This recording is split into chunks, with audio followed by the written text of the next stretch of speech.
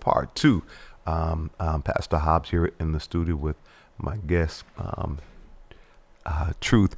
I almost wanted to say, I almost said Armand Coleman, who is with another brother who has an incredible brother. Now, did you guys serve time together? Dear brother of mine, for sure, yeah. Really? Yeah, Armand Coleman. We interviewed him, Transformational Prison Project, and as well as the young brother who was with him, his community outreach person, whose name is escaping me right now. The last name is don't know the brother who is partner there. Noble? Is it Noble? Man, is it who else? Who else we got over there?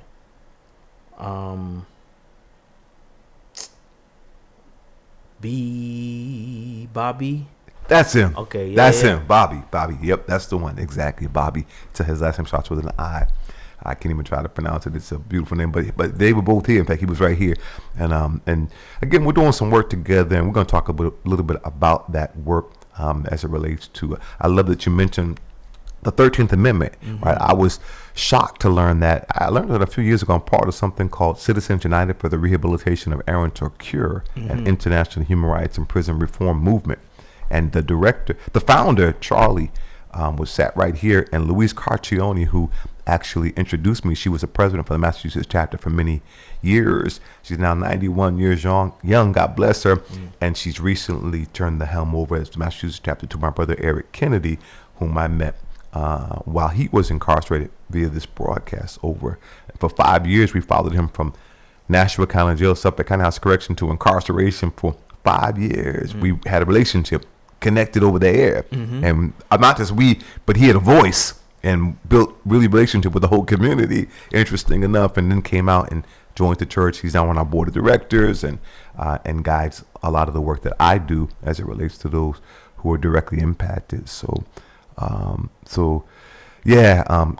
why I learned that the 13th Amendment said that slavery was abolished with the exception of those who've been convicted of a crime. I mean, it's still inconceivable to me that exists today. Like, what do you mean with the exception? So that's why they can feel justified in being able to treat people inhumanely. I mean, it's interesting that the Second Amendment, not the Second Amendment. What is it? What amendment that said that we were 3/5 human?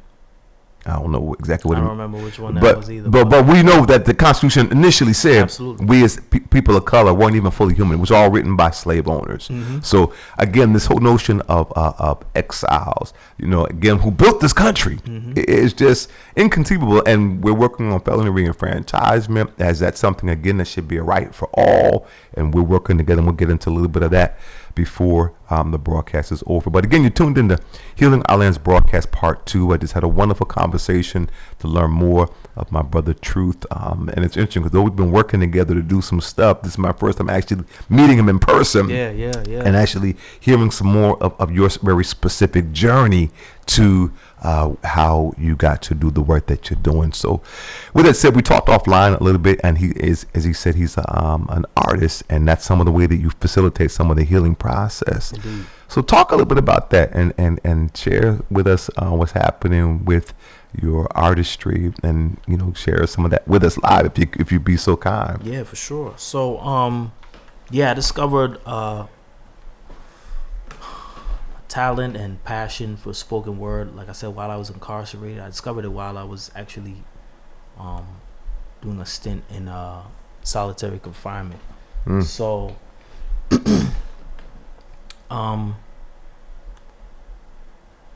it's assisted me in the process of processing my experiences, right? Like I said, I'm in captivity when I discovered the thing, so there was a lot that I had to process that came before my incarceration, and things that I had to process that were happening to me in real time, right? Like at that time.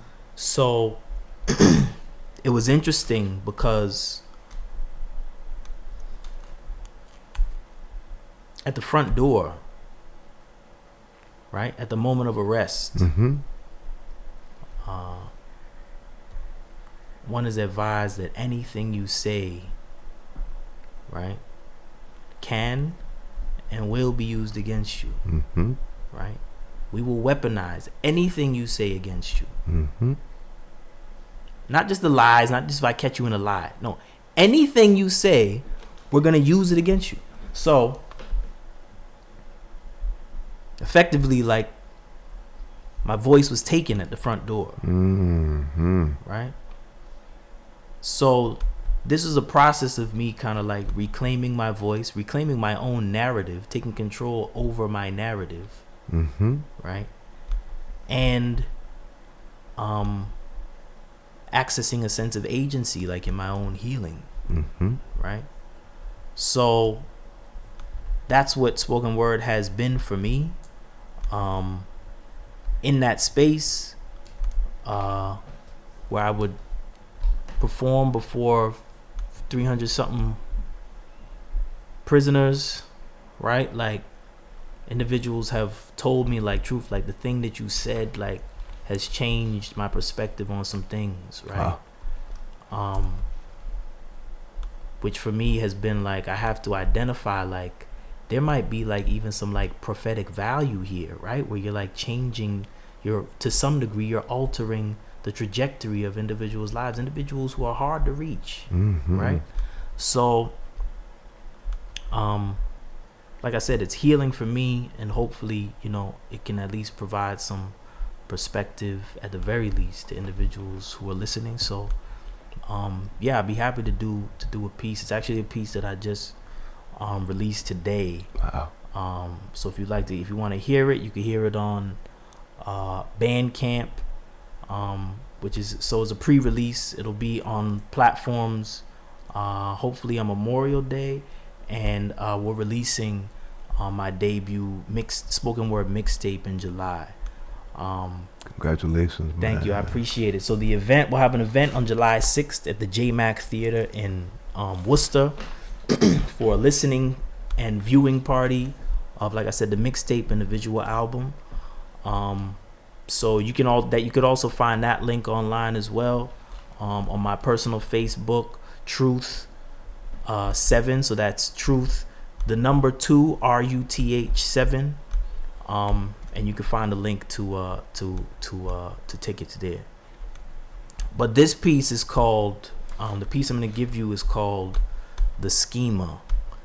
So, like I said, this piece like really speaks to, this is like me processing the things that happened to me and how I was impacted, and really what was driving me, and the things I hadn't processed yet, right? Mm-hmm. And how they were driving me. Mm-hmm. So I'll just go straight into the piece. Again, this is The Schema.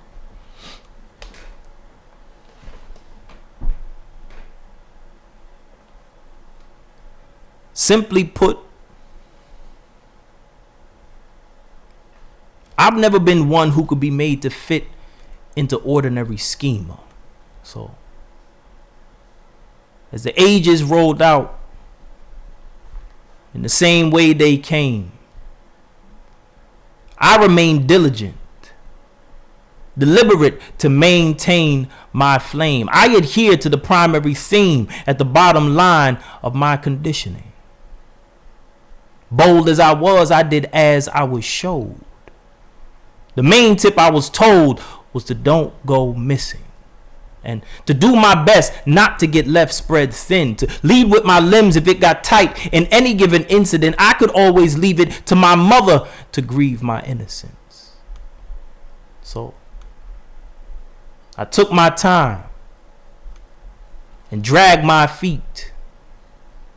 I made my debut in frayed jeans. They deemed me a stillborn spirit, a moral orphan, the focal point in an unframed portrait with no proportions by which to measure my conjectures for perfection or pain, a way to balance past losses with my false gains. My regrets might be all I have left to keep me sane. And I'm quite sure it might have seemed I was accident prone on the surface, but I had been hyper exposed to hollow souls, older men with no goals. When they found me, I practically lost all feeling, nearly swallowed whole by the role I was doled, almost sick beyond healing.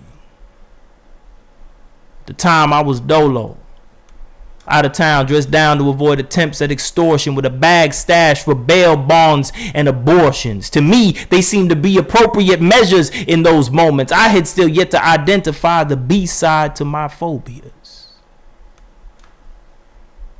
Overwhelmed with doubt and indecision, I bore witness to self-fulfilled premonitions. I seen myself in unzipped bag, cold slab, butt naked, toe tagged. I had to seek counsel from my intuition. And it was thereby that I was advised to bury my skeletons alive and to take time to traverse the distance, to go where the goings lead, to bleed what I've been meant to bleed. And when I return, hopefully I might see that my needs will be different. Along the way,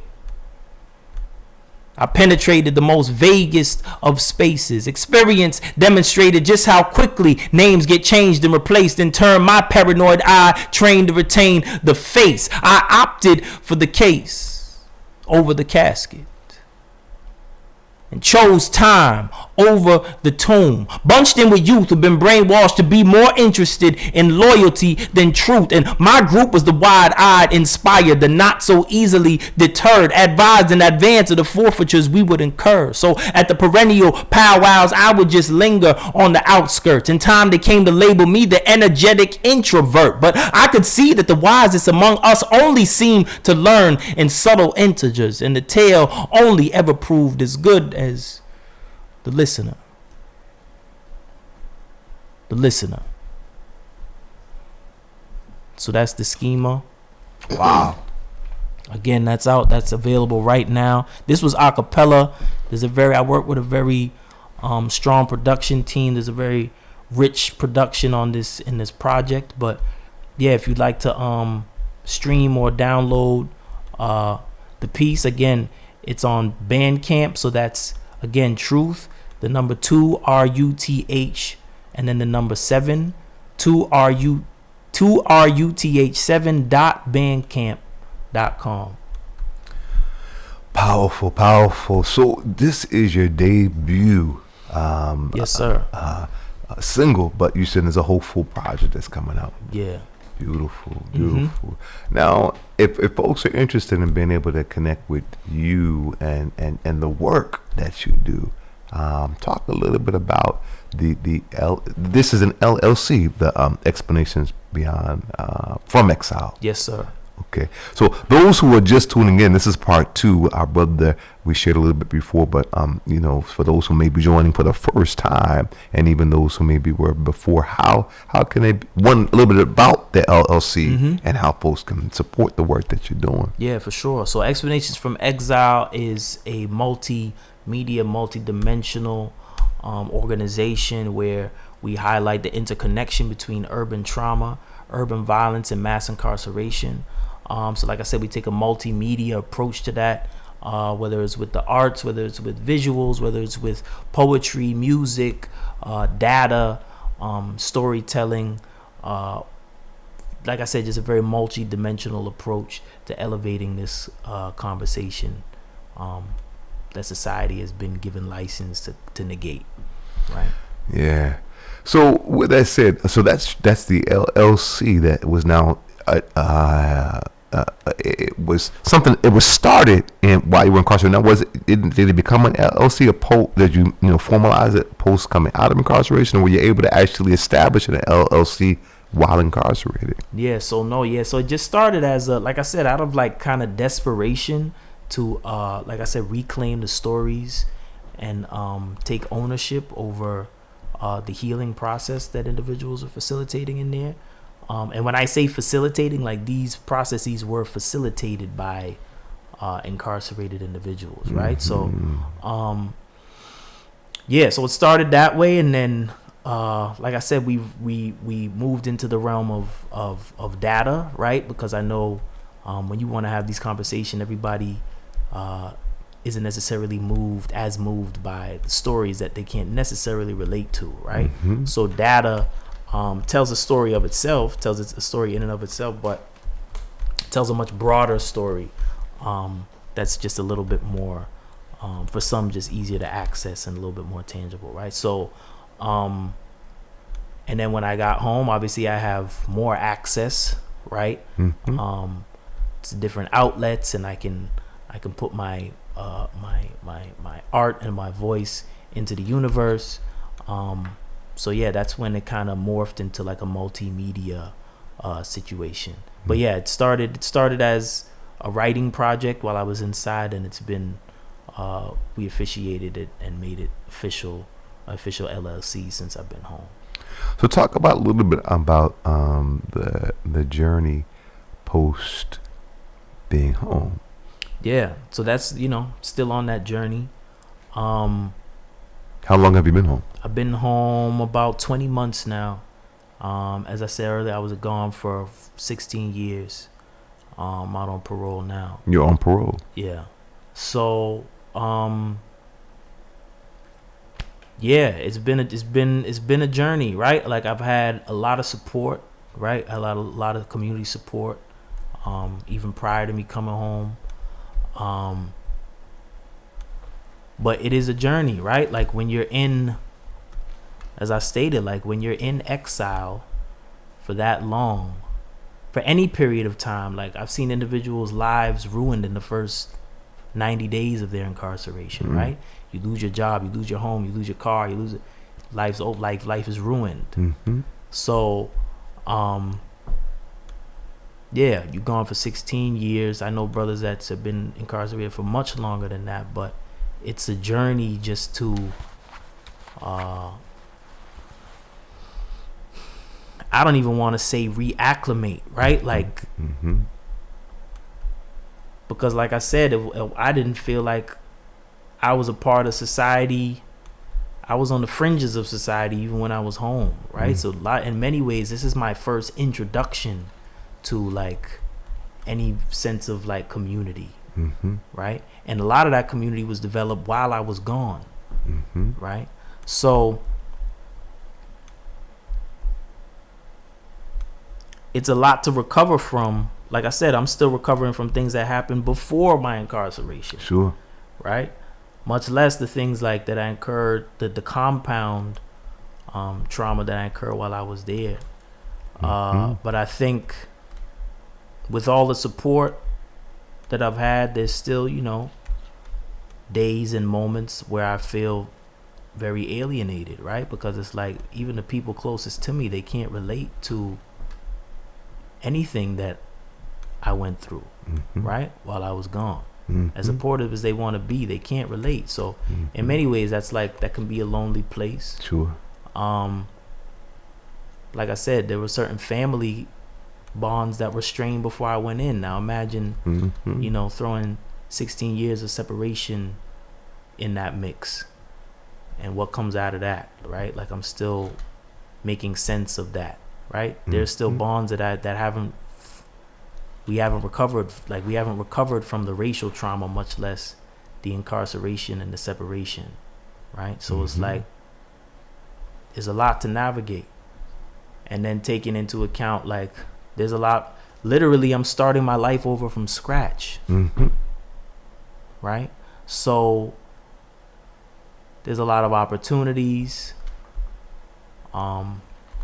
There are a lot of obligations that I feel. There's all this survivor's guilt, right? There's a lot of brothers that I left behind that may not be coming home, right? So there's that. It's just there's a lot. So I'm still processing. I'm still figuring out what it means to like not be in a cage. Yeah, man. Right? So I'm happy. I'm happy to be home. Like, I'm very grateful, and I'm very honest with myself that, this is a lot. Sure. Right? It's sure. a lot, and I got to give myself some grace. Yeah, man. And take care of myself. Yes, right? Sir. Like, I'm striving. I'm still figuring out, like, what does it mean to be as outspoken and as much of an advocate as you are around these topics and discussions of trauma. What does it mean to re-traumatize yourself just to make the to make the conversation relevant, right? To get people who don't look like me but have louder voices than me, who haven't experienced what I've experienced but have louder voices than me on the topic.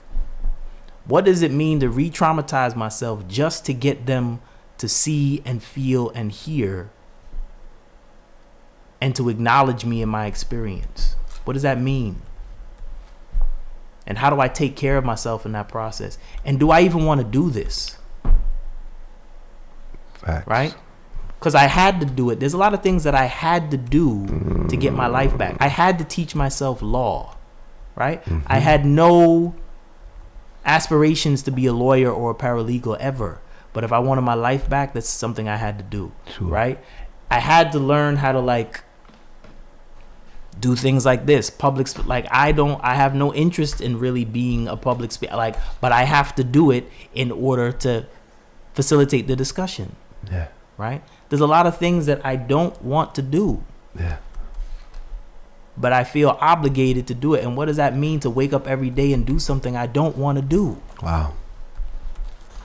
Do you feel when you say you don't, and that's an interesting point that you don't want to do you feel an obligation? Do you feel called, a responsibility? I do feel a calling. I do feel a responsibility. And I'm frustrated that I have to do it, right? Or that I feel like I have to do it. I don't have to do it, right?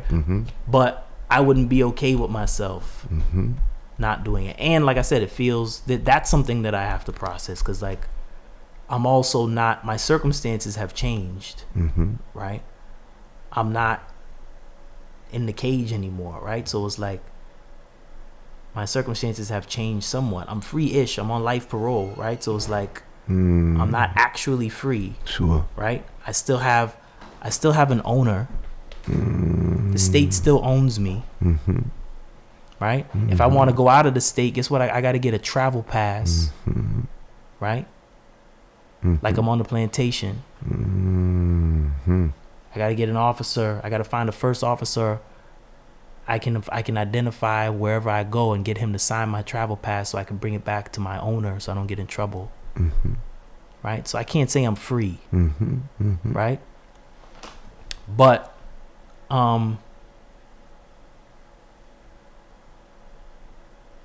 that's why I do what I do with the art, right? Because before I came home, I said there's two things I will not be. I will not be a starving artist, and I will not be a starving protester. But I have to marry my passion for justice and my passion for the arts, right? And I only developed my passion for justice because I've been fighting for my life for the past decade and some change, right? So I think there will be a time where I'm less front line than I am right now. And I think that time is approaching, because the first year I was out was like very, I abused myself the first year I was out, right? Because I'm trying to be in every room and engage in every conversation around this topic and amplify this discussion, and it wasn't healthy at all, right? I compromised a lot. Right? So it wasn't healthy. I'm still finding balance, right? And what it means to be an advocate and be a minister of justice and a creative and a reentry coach, and I'm still part of a family, right? So it's right. There's all that. Yeah. So no, I appreciate that transparency. For the person that's tuned in to this broadcast who is the impacted one, whose child, Yes. loved one, Mm-hmm. will never come back. Yeah. Right. And with a life sentence Mm-hmm. that one gets, and for people, with a life sentence that some folks, don't make parole. Right. They still, as you said, the survivor's guilt, right? They're there, you're here, but acknowledging that in fact someone's life has been taken. Yes. And their family is sentenced Mm-hmm. to suffer the loss of their loved one. That's a fact. So reconciling, the fact that you do have a life parole, and I understand the challenges of going and feeling property, and I can empathize with Of that, course. particularly given the context you shared. Yes. With that said, you're alive, Absolutely. and you have a semblance of freedom. With that said, is that something that makes you feel some level of responsibility with that balance of self-care? Yes, and thank you for that question. It's a great question, right? And I think a big part of that is where the obligation comes in, Mm-hmm.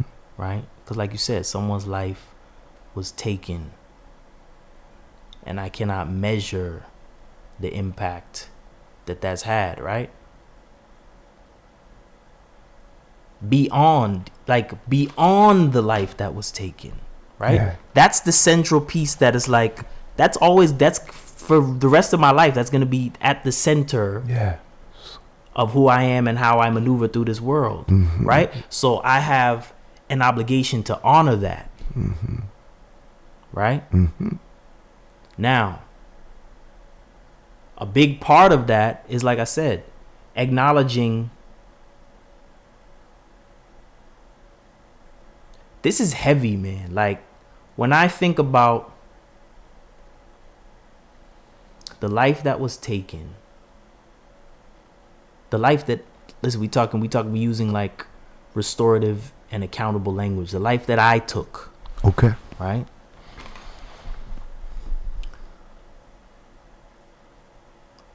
I don't get to just drop the pebble in the pond, watch all those ripples, and just move about my life and act like that didn't just happen, Talk.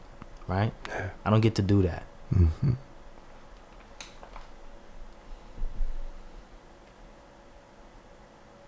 I think about the first time I ever heard a gunshot, Mm-hmm. right, in the space that I was occupying, right? Mm-hmm.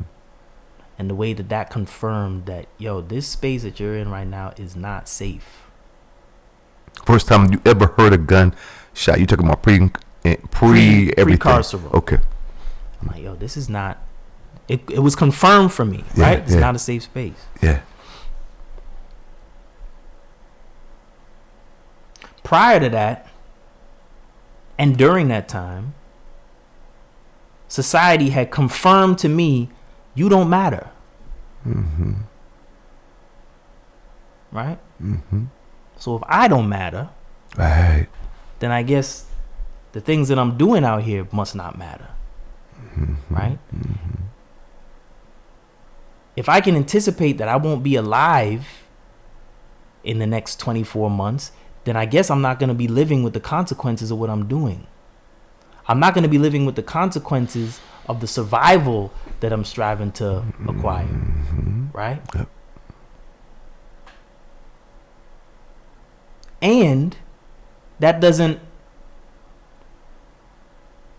my detachment, right, from my own emotions, from the consequences, that doesn't erase the consequences, right? So I have to, in the process of healing, I have to acknowledge, it's a very heavy realization when you realize, almost everybody in my life Mm-hmm. has been negatively impacted by virtue of me being in their life. Whoa. Yeah. Wow. Mm. And that's just people I know. Mm-hmm. The first responder, Mm-hmm. the person up the street who heard that gunshot, Mm-hmm. the coroner, Yeah. These just people I know. Like I said, I can't measure. I can't do it. Mm-mm. Right? So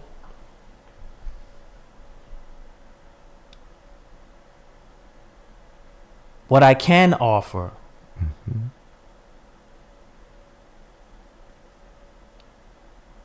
and at this point, forgive me too, right? Because like I've been doing this work for so long and I've been having these conversations on such a consistent basis. At times I have to be mindful, like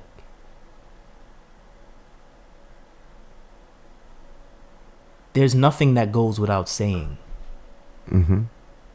Right? I can assume that I've been doing this, so some things go without saying. No, there's nothing that goes without saying. Nothing. Right? Yeah. So what I can offer is like the most sincere apology, not just apology, but like I said, actual acknowledgement of what I actually did. Right? What I actually took. I took a life, but I didn't just take a life. I took people's like sense of safety.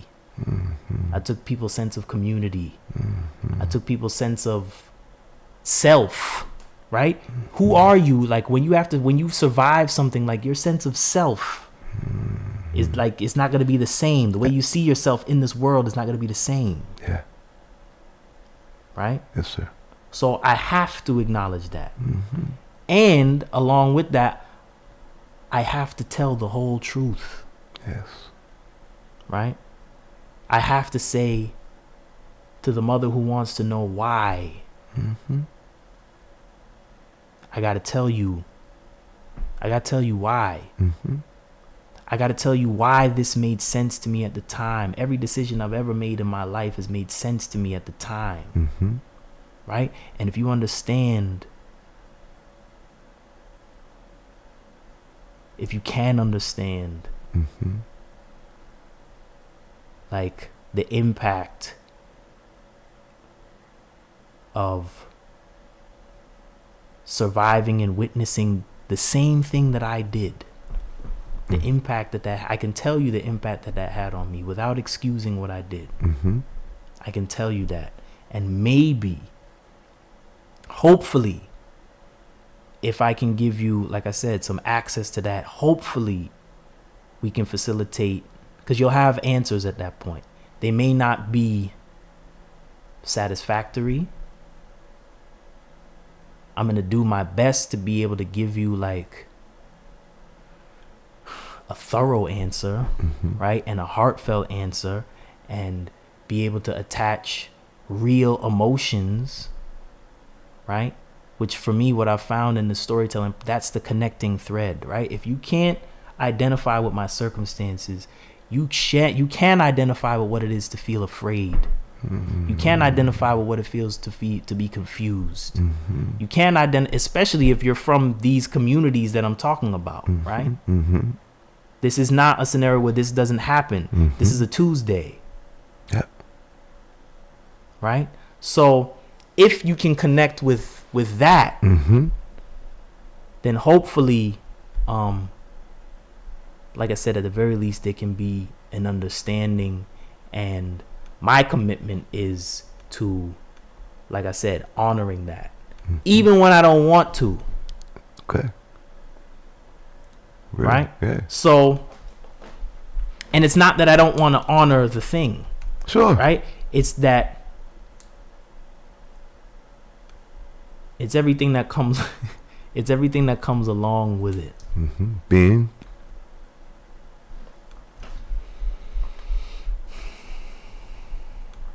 This is a hot topic, right? Hot topic. Justice reform. Yeah. And decarceration and all that. So I'll say this, right? Like, we know everybody doesn't come, everybody doesn't come to this thing with the same motivations. Real talk. Right? Yep. So that's something that I have to navigate, right? Taking care of myself. Yes. ensuring that I'm sane enough Yeah. and balanced enough to do the work, Sure. right? And understanding that a lot of the pushback and resistance that I'm going to get, who is this individual that has a nerve? He's taken a life and now he has a nerve to come and talk about his pain, There's folks who would say that for sure.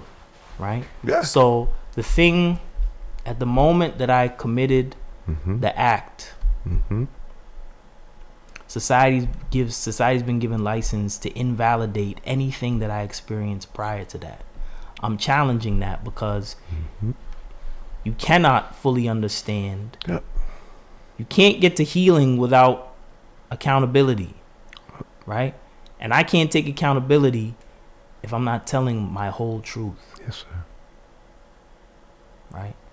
So these are hard Mm-hmm. conversations to have, and everybody's not at the point where they're ready to have them. And we did restorative justice. We talk about meeting people where they're at, Mm-hmm. right? Mm-hmm. You're upset and you're in pain, and of course you should be, Mm-hmm. right? But there's a process of, hopefully, like I said, community building and restoration. Mm-hmm. That there's an opportunity for that as well.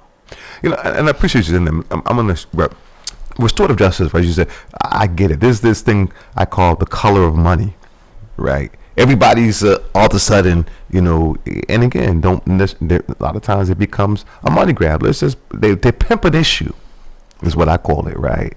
And but this is really, when you talk about violence, right, which quite candidly has happened since the beginning of humanity. Sure. Right, the first family, the Garden of Eden, Cain killed his brother Abel, right? So even the notion on black, you know, vice, white, you know, violence, Mm-hmm. it's a human kind of a thing, unfortunately, that has been since the very first family. With that said, fast forward, I had the opportunity to go to Rwanda in the context of a Cure conference. So Cure conference, every 2 years they go to a different country.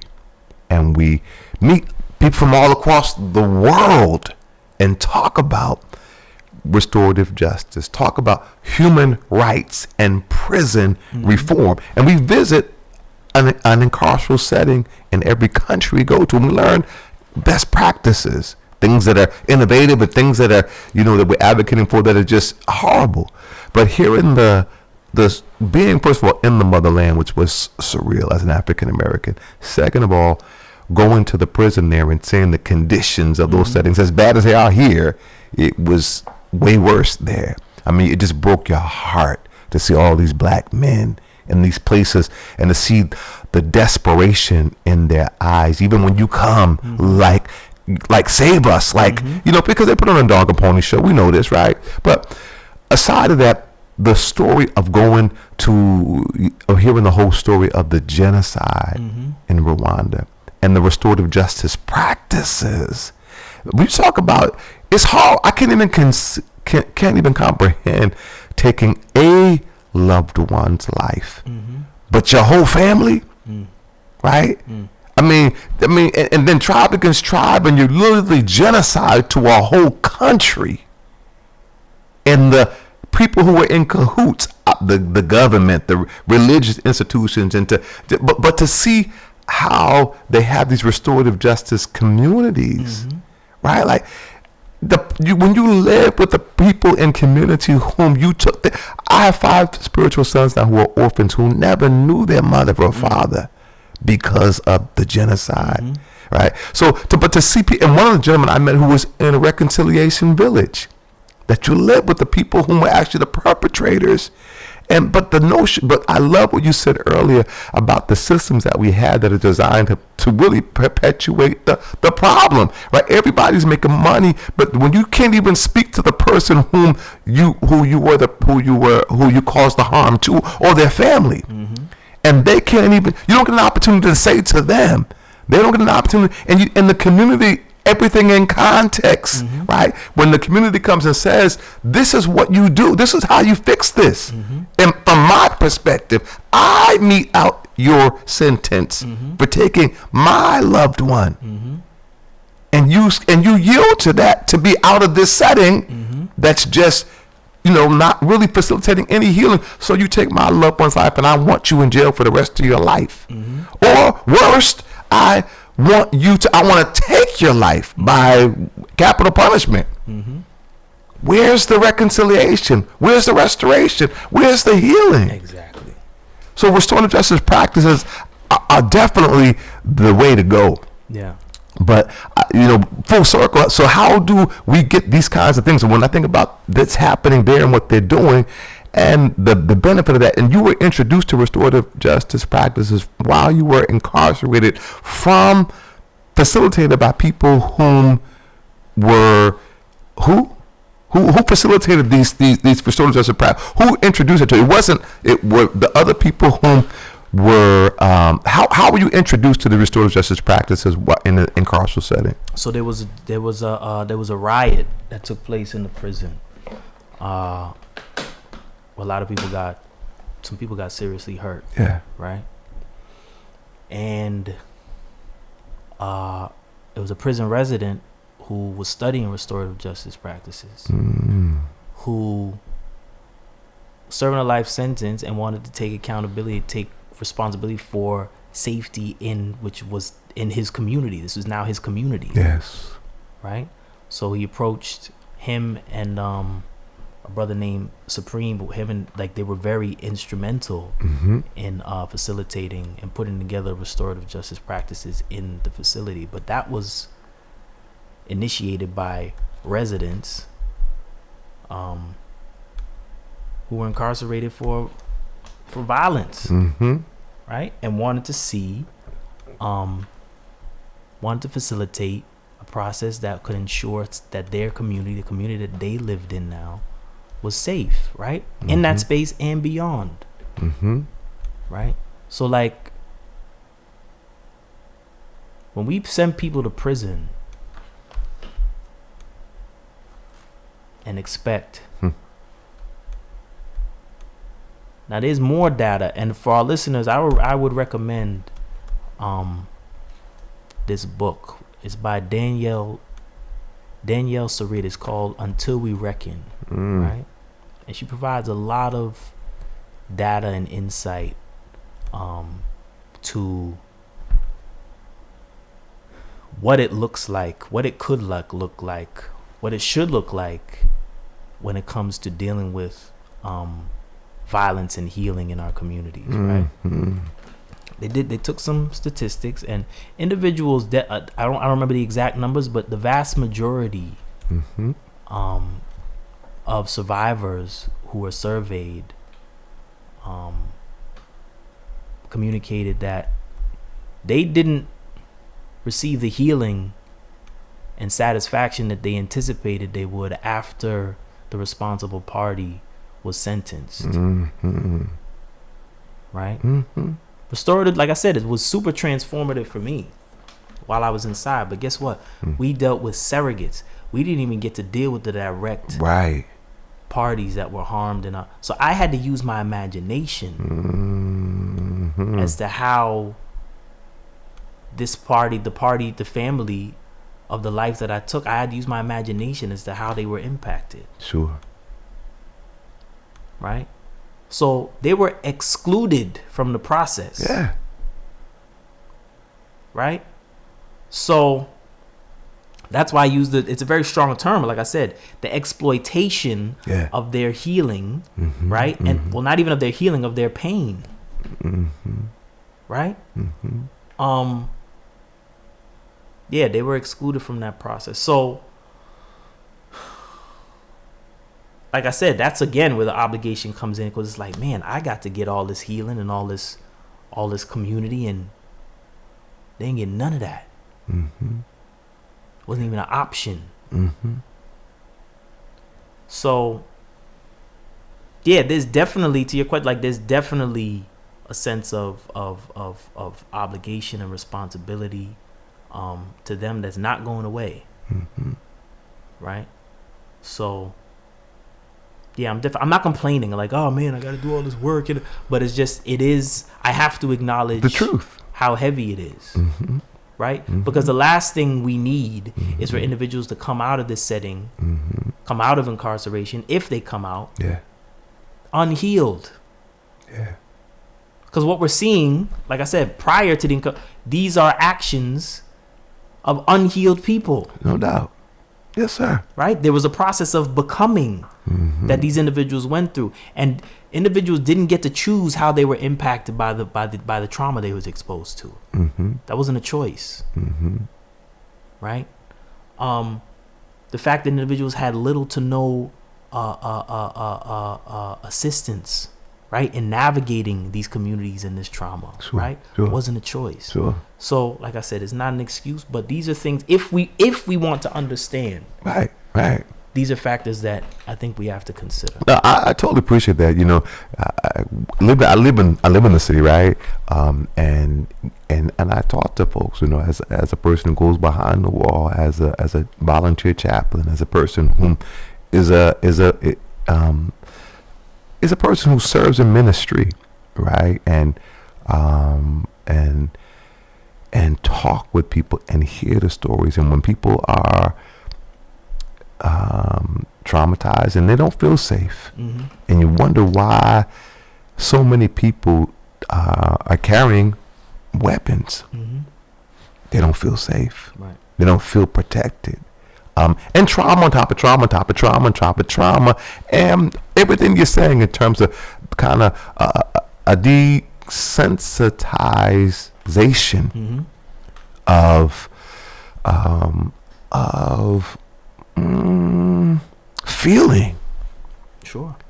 Really, and it's, you know, you're in the Boston Praise Radio and TV Network is in the lower level of a church. Right.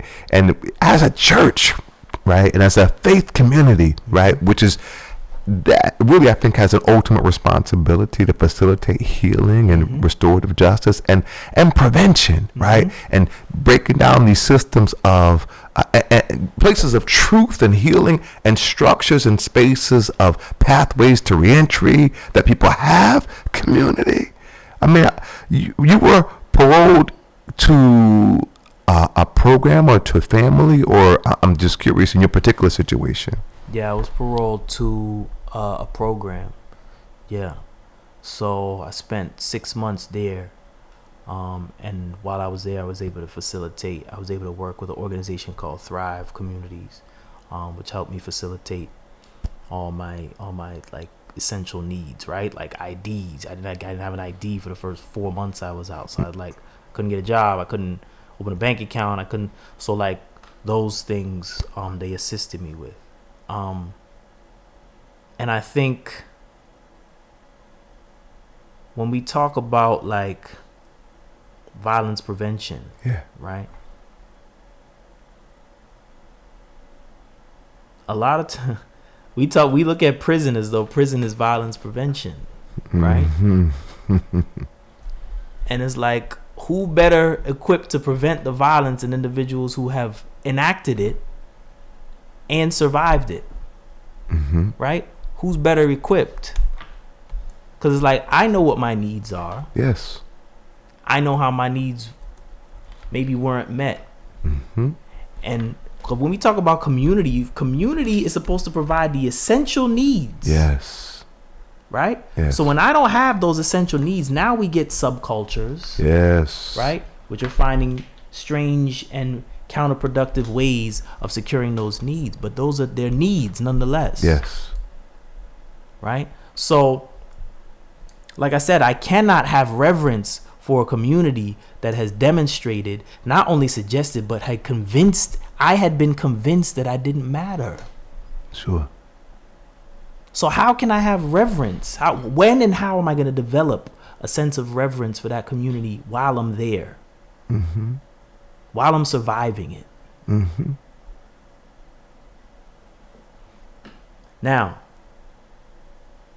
I understand that I was a hazard to myself and everyone around me at that time. I will not say prison saved my life, because prison tried to kill me, right? But I will say that I was able to take advantage of that period in solitude, despite everything that was taking place, everything that was happening to me in that time, right? And things that just weren't necessary, right? I'm an advocate. This is a quick sidebar, but like just as an example, when we talk about like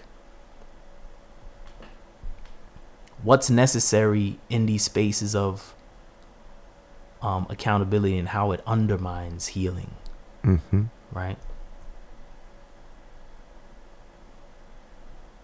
I talk a lot about like state-sanctioned sexual assault, right? That's imposed on individuals in the form of a strip search, right? When the state has been given license to sexually assault me under the guise of security. Yes, sir. Yes, sir. Right? Yes. When if I were to go outside and threaten somebody with force, if they don't take all their clothes off in front of me and do all manner of movements and poses, and I will have to register. Correct. As a sex offender. Correct. Right? Yeah. I've been on a couple planes since I've been home, and I didn't have to strip at that airport. Yeah. Right? We battling international terrorism. I walked through an X-ray machine. Yeah. And I went about my way. Yes, sir. Right? So these compound traumas with no accountability. Yeah.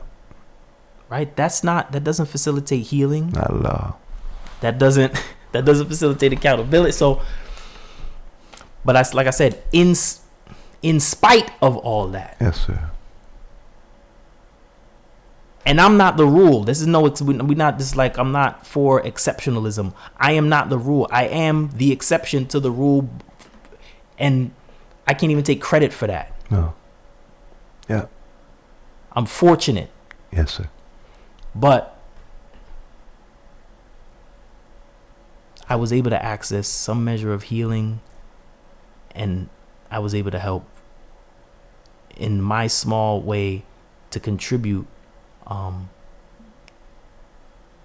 to a similar process, right?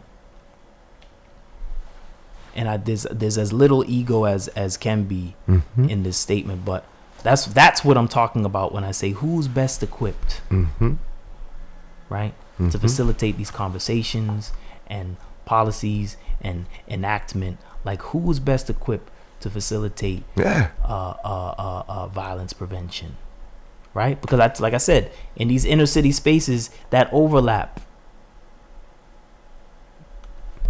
I'll use the system language, the surviving offender.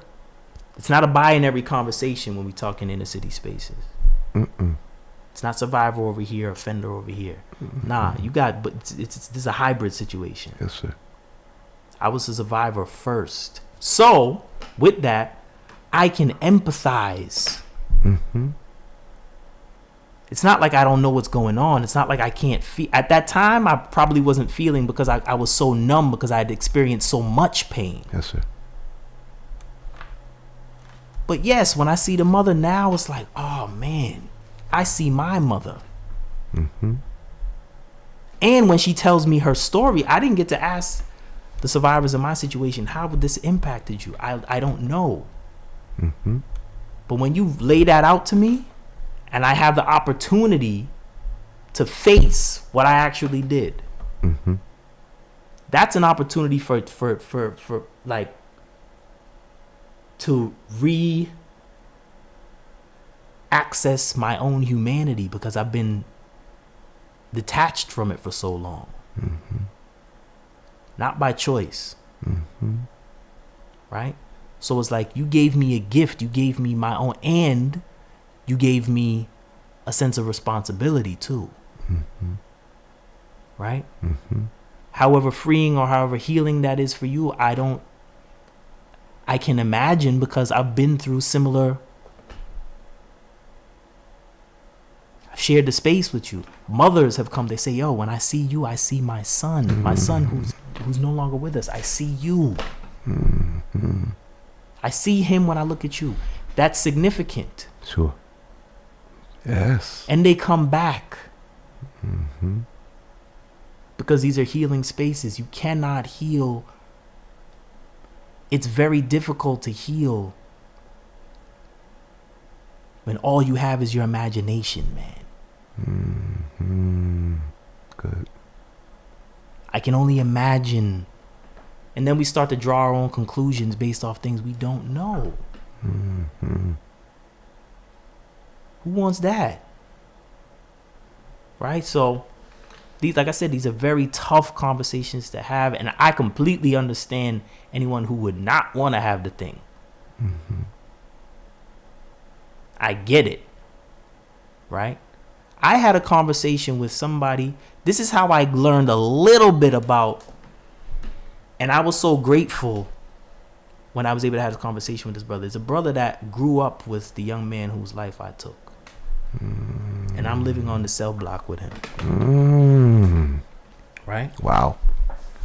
Now that situation could have ended Not good. right. Hey. But thankfully, both of us were in a space where we had done a lot of work, right? And we were able to have a healing process.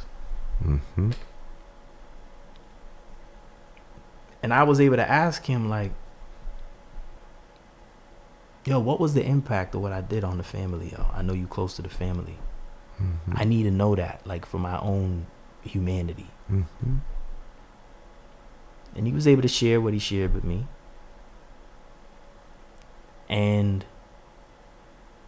But like I said, I've felt bad about the fact that, like I said, I've had access to all that and they've had none of it. Mm-hmm. So, wow, brother, we've got to do this again. I feel that we just scratched the surface. yeah, there's a lot. There's a lot. Truth. Thank you. No, thank you, brother. It's a pleasure and an honor. I appreciate you. Listen, I appreciate everything you're doing. Both on the podcast and off. I know you're very active in the community, brother. We working together in a very direct capacity. So it's a pleasure to meet you finally in person. But we'll continue to work together. And like I said, much thanks to you, bro. My pleasure.